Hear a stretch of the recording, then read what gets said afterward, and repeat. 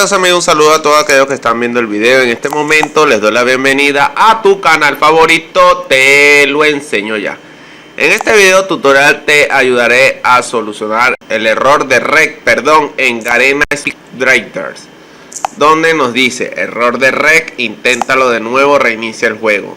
Código error 1541400714. ¿Qué van a hacer ustedes? El primer consejo que les voy a decir es que revisemos nuestra conexión de internet, ¿ok?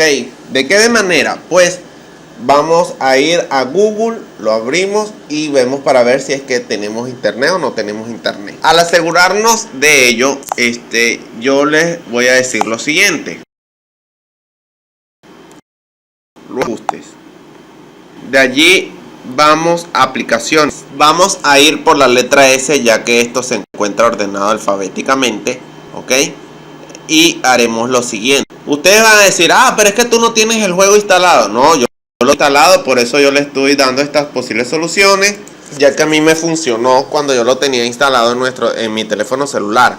Entonces ustedes van a seleccionar Speed Writers. ¿Y qué van a hacer? Van a darle donde dice almacenamiento. Cuando esté en almacenamiento, acá adentro nos va a aparecer dos opciones, en la cual vamos a darle donde dice borrar caché. Cuando se elimina el caché, entramos al juego y observamos para ver si se soluciona. Si no llega a servir, pues muchas veces es que necesitas cerrar el juego, ¿ok? Cerrar el juego, simplemente cierras el juego y luego reinicias el teléfono.